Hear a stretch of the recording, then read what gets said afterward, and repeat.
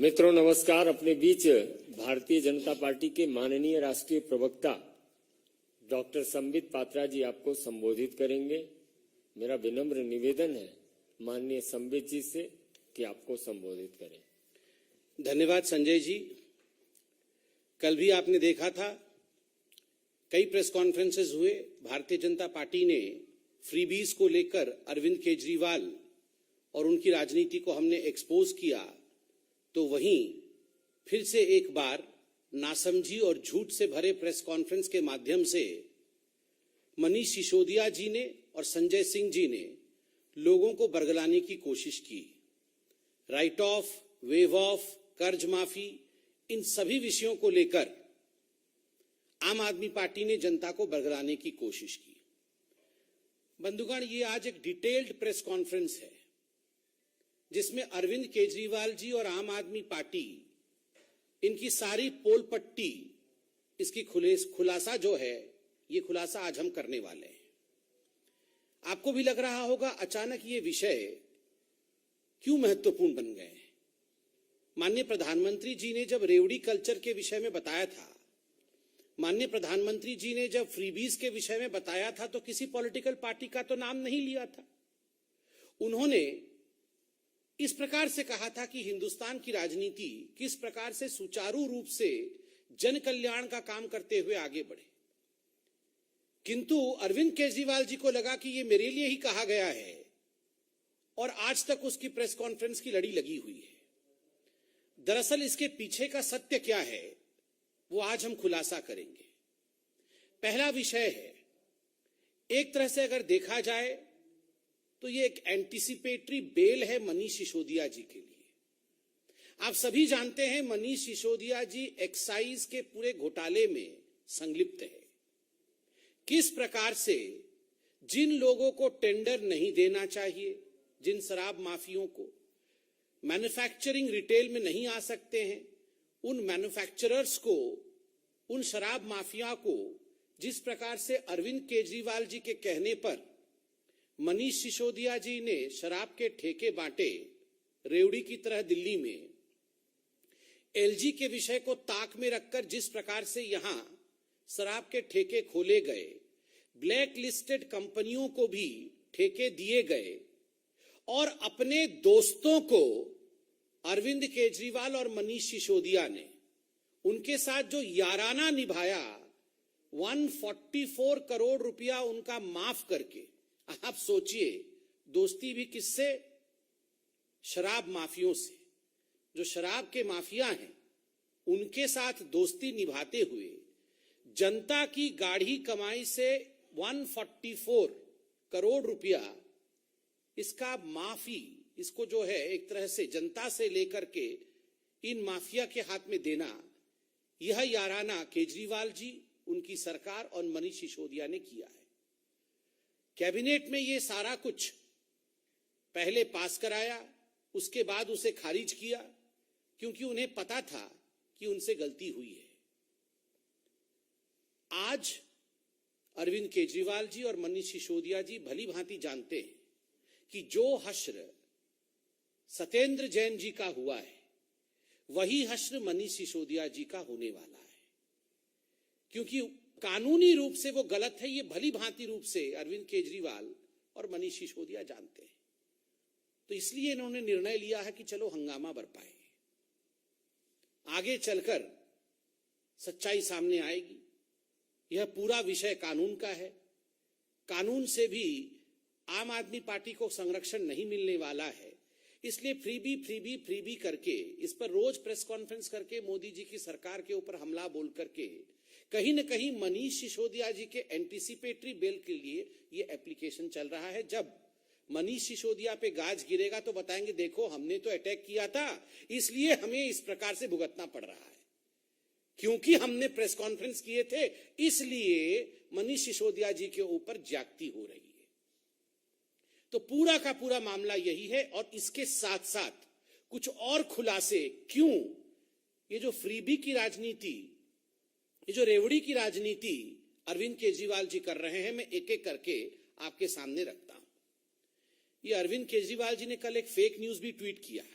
उनके किसी कार्यकर्ता ने ट्वीट किया था कि जो यूके के प्राइम मिनिस्टर कैंडिडेट हैं वो भी गदगद हो गए अरविंद केजरीवाल जी के ये स्कूल मॉडल से, तो वो भी उसका अध्ययन कर रहे हैं।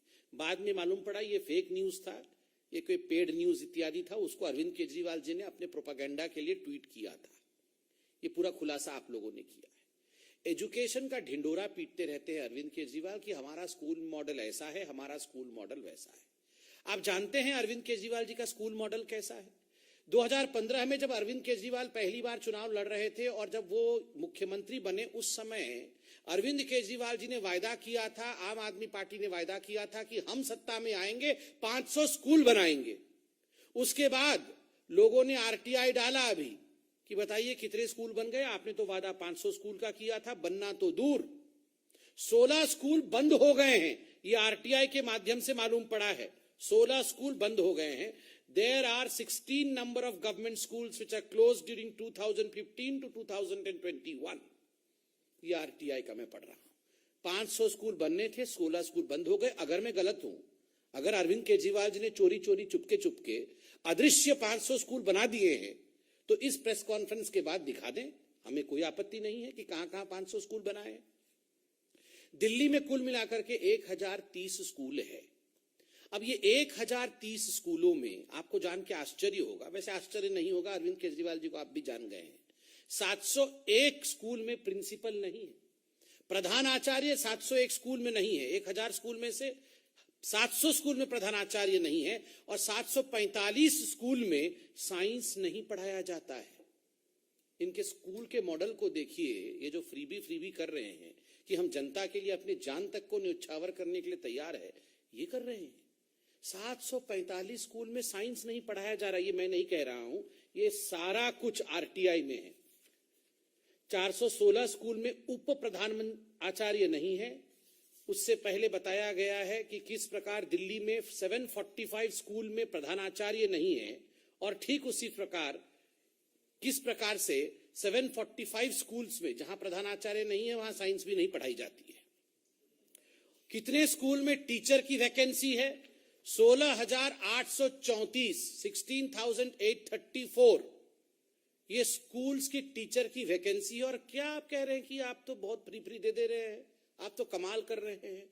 यूएस और यूके एकदम सो नहीं रहे हैं, वहां के प्रधानमंत्री और राष्ट्रपति, वो सब अरविंद केजरीवाल रट रहे हैं क्योंकि इतना बढ़िया काम केजरीवाल जी कर रहे हैं।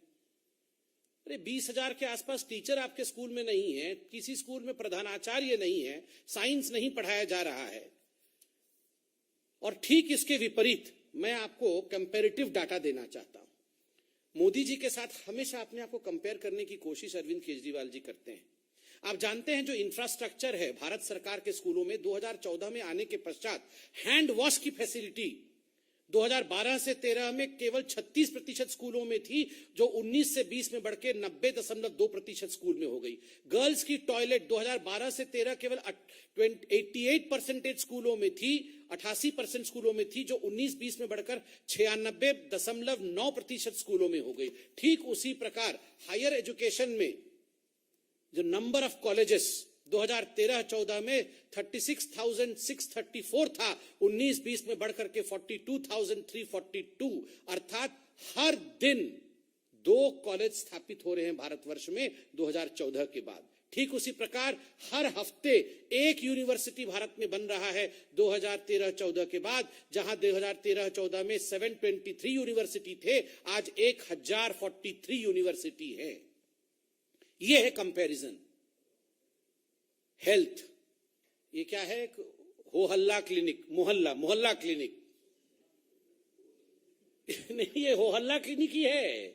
ये पूरा अमेरिका के राष्ट्रपति सो नहीं पा रहे हैं क्योंकि वो आश्चर्यचकित है, ये कैसे इतना हो हल्ला क्लिनिक खुल गया। गली गली में हो हल्ला, अरे बोल रहे थे 1000 हो हल्ला क्लिनिक खुलेगा, 200-300 हो हल्ला क्लिनिक, वो भी आधे आधे डब्बे जैसे हैं, उसमें 3 आदमी बैठ नहीं सकते। इसको खोल करके हो हल्ला मचाया हुआ है पूरे भारत में कि हम ये खोल दिया, हम खोल दिया।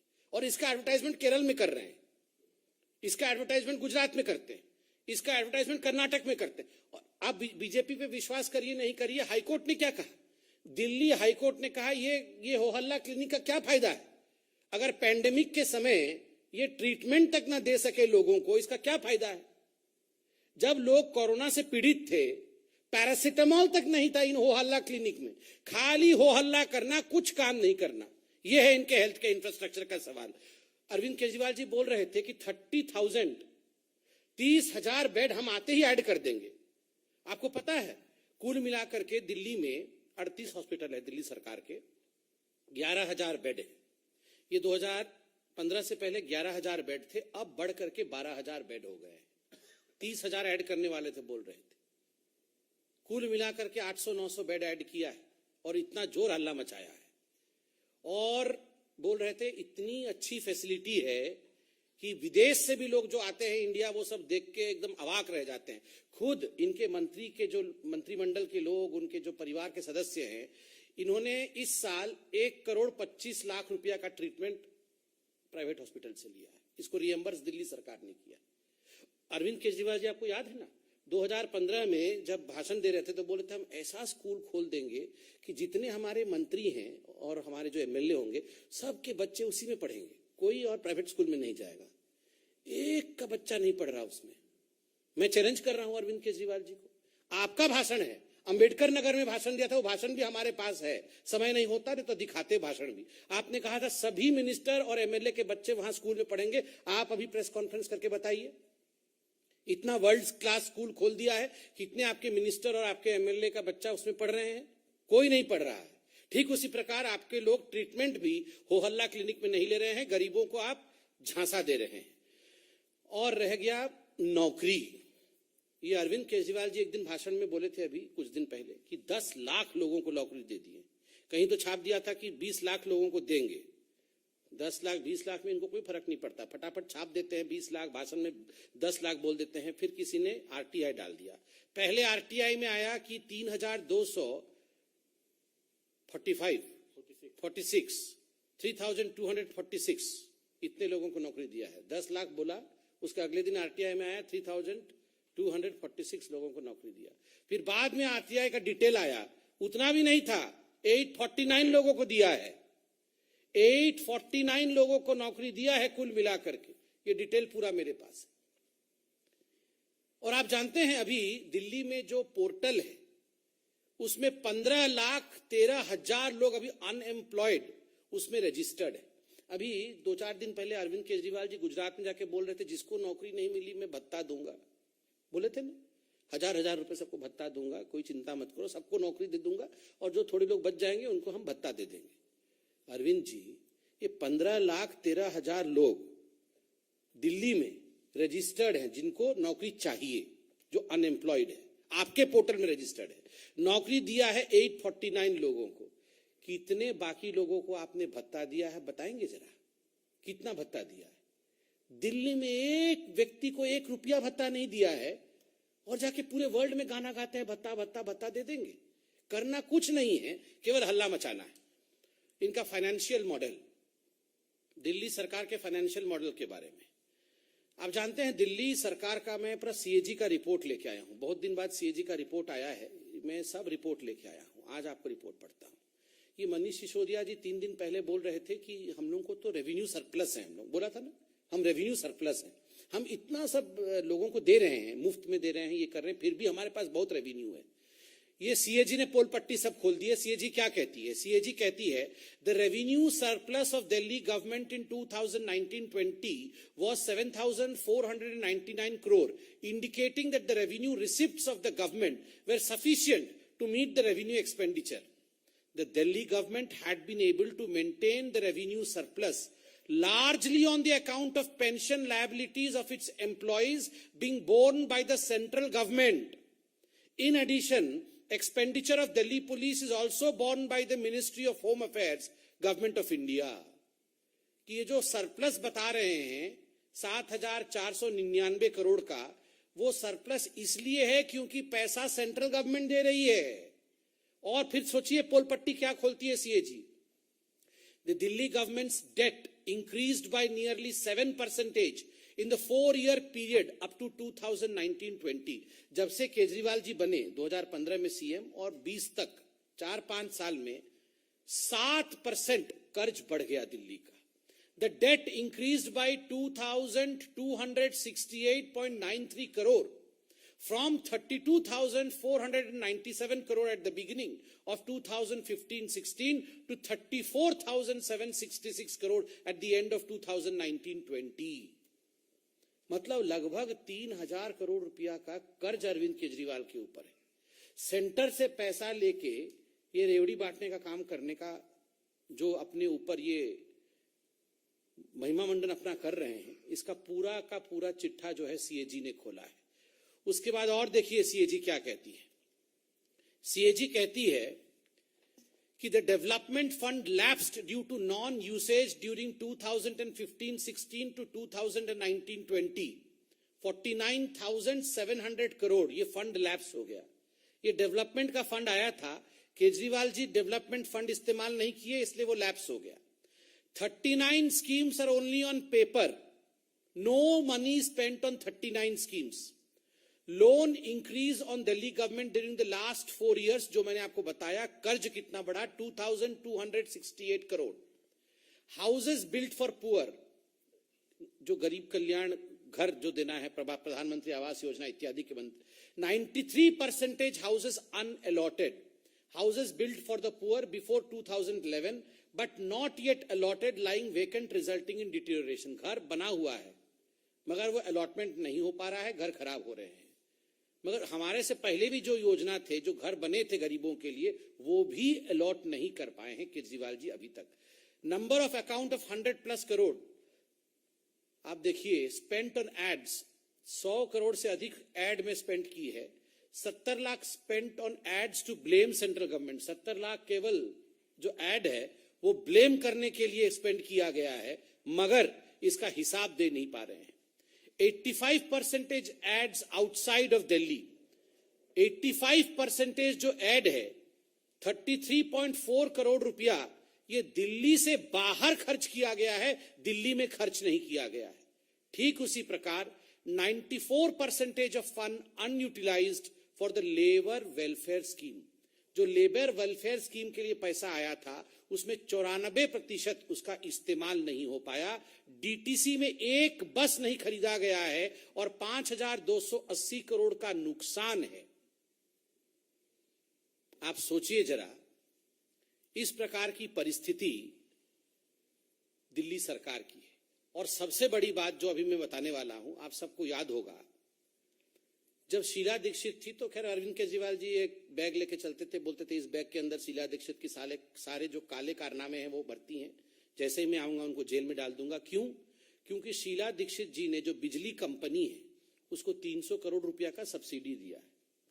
आप जानते हैं अरविंद केजरीवाल जी ने बिजली कंपनियों को इस साल कितने का सब्सिडी दिया है? 3,200 करोड़ का सब्सिडी दिया है। अपने यारों को, अपने मित्रों को बिजली कंपनी वालों के साथ सांठगांठ करके उनको 3,200 करोड़ रुपया का सब्सिडी दिया है। 300 करोड़ वाले तो चोर थे, उनको जेल में जाना चाहिए था। अब ये 3,000 करोड़ रुपए वाले बिल्कुल बहुत साधु, बिल्कुल दूध का धुला हुआ है, वो सब ठीक है। ये सारा का सारा अरविंद केजरीवाल, मनीष सिसोदिया ये जो रोज प्रेस कॉन्फ्रेंस कर रहे हैं, इसके पीछे 2 कारण है। कारण नंबर 1, एंटीसिपेटरी बेल जो मैं बता रहा था कि मनीष सिसोदिया जी और अरविंद केजरीवाल जी ने मिलकर जो घोटाले किए हैं, अब उसका गाज गिर रहा है, तो उससे बचने की चेष्टा। दूसरा, उनकी नौकरी, उनकी स्कूल्स और उनके स्वास्थ्य की जो योजनाएं थी, अब वो धीरे धीरे सामने आने लगे हैं। तो स्वाभाविक रूप से उसके ऊपर किस प्रकार से अपने आप को बचाएं, इसलिए ये प्रयास किया जा रहा है। एक और अच्छी बात आपको बता दिया जाए, ये अरविंद केजरीवाल जी जो हेल्थ के लिए इतना बताते हैं, मैं पंजाब का भी कुछ विषय लेके आया हूं। देखिए, ये जो पंजाब सरकार थी इससे पहले और अभी जो पंजाब सरकार आई है आम आदमी पार्टी की, अभी आपको जान के आश्चर्य होगा कि आम आदमी पार्टी की सरकार आयुष्मान भारत योजना के अंतर्गत जो हेल्थ इंश्योरेंस स्कीम थी सेंट्रल गवर्नमेंट की, पीजीआई को 16 करोड़ रुपए दे नहीं पाई। पीजीआई का 16 करोड़ रुपए बकाया था, तो पीजीआई ने पंजाब के लोगों को आयुष्मान भारत के अंतर्गत ट्रीट करने से मना कर दिया है, क्योंकि 16 करोड़ रुपए बकाया है। अरविंद केजरीवाल जी 19 करोड़ रुपए एक एडवर्टाइजमेंट में खर्चा करते हैं, मगर 16 करोड़ रुपए लोगों का दे नहीं पाते हैं, जिससे लोगों की ट्रीटमेंट नहीं हो पा रही है। ठीक उसी प्रकार आयुष्मान भारत के अंतर्गत कुल मिलाकर के पंजाब सरकार का जो बकाया रकम है, अनेकों हॉस्पिटल है, 300 करोड़ रुपए बकाया है, जिसको नहीं चुकाने के कारण बहुत सारे हॉस्पिटल आज पंजाब के लोगों को आयुष्मान भारत से वंचित रख रहे हैं। इसलिए प्रश्न उठता है कि अरविंद केजरीवाल जी, इतने प्रेस कॉन्फ्रेंसेस करने से अच्छा है एक बार ये जो रकम बकाया है ये चुकता कर दीजिए, और जो फ्रीबीज रेवड़ी की पॉलिटिक्स कर रहे हैं उसे बंद करके आप सही मायने में जनता के लिए वेलफेयर स्कीम्स लाइए, उनके लिए आप चिंता करिए। बंधुगण, ये तो अरविंद केजरीवाल जी का विषय था, मगर कांग्रेस पार्टी का कर्नाटक में भी आज एक गंभीर विषय सामने आया है। 1 मिनट में उसके विषय में भी आपको अवगत करा दूं। प्रियांक खड़गे, जो मल्लिकार्जुन खड़गे जी के सुपुत्र भी हैं, जो एमएलए भी हैं और स्पोक्स पर्सन भी है कर्नाटक कांग्रेस के, उन्होंने आज एक बहुत ही, मैं कहूंगा, घिनौना टिप्पणी महिलाओं को लेकर किया है। किसी भी राजनेता को इस प्रकार की टिप्पणी नहीं करनी चाहिए, और खास करके कांग्रेस पार्टी जिस प्रकार से महिलाओं के लिए अभद्र टिप्पणी करने के लिए जानी जाती है। प्रियांक खड़गे जी ने कहा है कि जिन जिन महिलाओं को बीजेपी के शासनकाल में नौकरी मिली है, कर्नाटक में सरकारी नौकरी मिली है, वो काउच के कारण मिली है। अर्थात मैं बोल भी नहीं पा रहा हूं, उसका अर्थ तो आप समझते ही हैं, शारीरिक संबंध बनाने के कारण से मिले हैं। देखिए, राजनीति अपनी जगह में है, आप सरकार पे हमला करिए, मगर यह हमला सीधे सीधे जो नौकरीशुदा महिला है उनके ऊपर है। This is a generalisation against women. The kind of statement that Mallikarjun Kharge's son, Priyank Kharge, who is an MLA and who is also the spokesperson of Karnataka Congress, has passed is absolutely appalling, is absolutely demeaning of the women community as a whole, in general. ये मातृशक्ति के लिए एक गाली है। जो महिलाएं नौकरी कर रही हैं आज कर्नाटक में, जो सरकारी नौकरी में हैं, isn't this some kind of finger pointing on them? Isn't it demeaning them?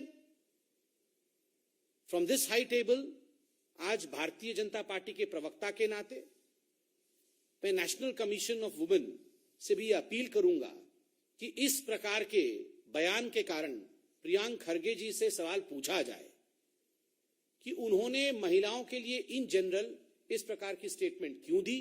और मुझे लगता है जिस पार्टी की अध्यक्षा स्वयं एक महिला हो और जिस पार्टी में श्रीमती वाड्रा कहती है लड़की है लड़ सकती है, वहां महिलाओं के लिए इस प्रकार की कुलचित सोच अगर किसी नेता के मन में है तो मुझे लगता है he should be reprimanded by none other than Sonia Gandhi and Shrimati Vadra. Thank you so much. कोई सवाल हो तो अवश्य पूछे। Nishant Rai, News Nation.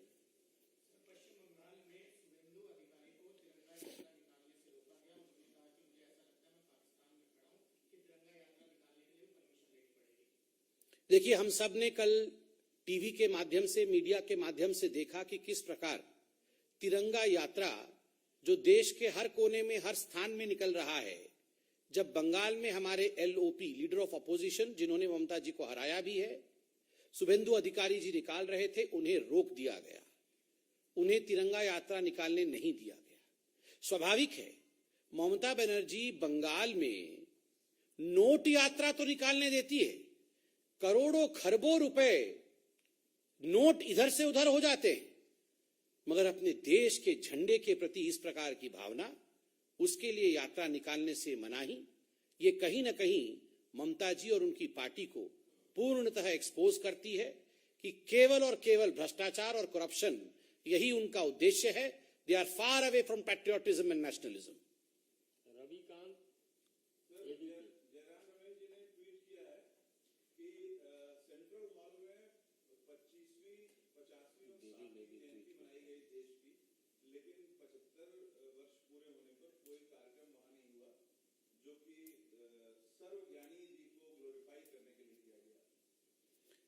देखिए, जयराम रमेश जी तो डेली ट्वीट करते रहते हैं, हर विषय में उनको फॉल्ट नजर आता है।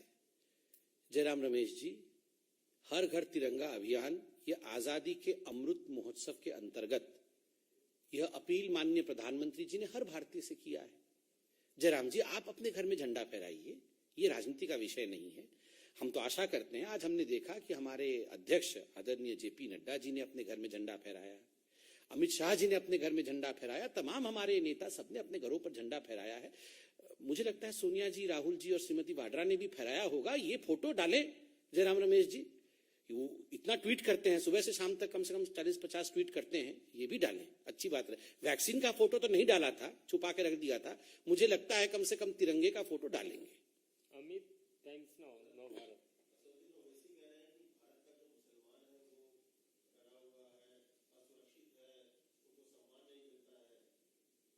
ये उनकी रिकॉर्ड फंस गई है, वो यही बात सुबह से शाम तक हर दिन बोलते रहते हैं। कोई नहीं डरा हुआ है, वो डरे हुए हैं क्या, उनसे पूछिए।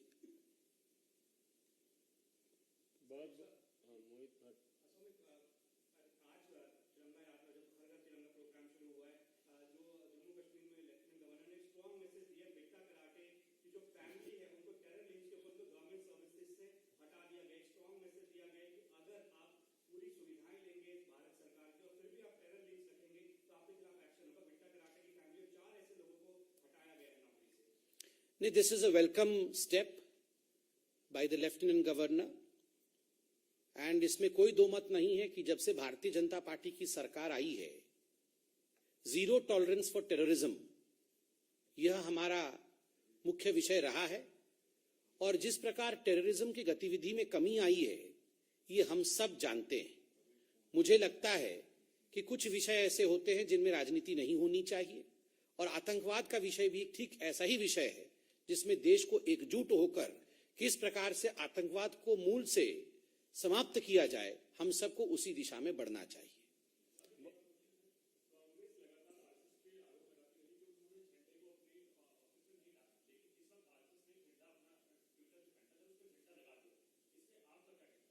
देखिए, हम सबने देखा कि जो आक्षेप, जो आरोप कांग्रेस पार्टी लगा रही थी संघ के ऊपर, आज हमने देखा कि डीपी भी किस प्रकार से हमारे सामने है, झंडा भी सब जगह फहराया जा रहा है। हमने तो शुरू से कहा है कि इसमें राजनीति नहीं होनी चाहिए। मैं भी रिक्वेस्ट करता हूं कि सोनिया जी, राहुल जी अपने घरों में झंडा फहराएं, और सभी कांग्रेस पार्टी को, जो माननीय प्रधानमंत्री जी ने कहा है, सभी कांग्रेस पार्टी के अपने कार्यकर्ताओं को भी अपील करें कि प्रधानमंत्री जी की अपील कोई पार्टी विशेष के लिए नहीं, ये पूरे देश के लिए है। तो मैं चाहता हूं कि इसमें श्रीमती वाड्रा, रॉबर्ट वाड्रा और राहुल गांधी ये भी तिरंगा यात्रा में भाग लें, ये भी आगे आए।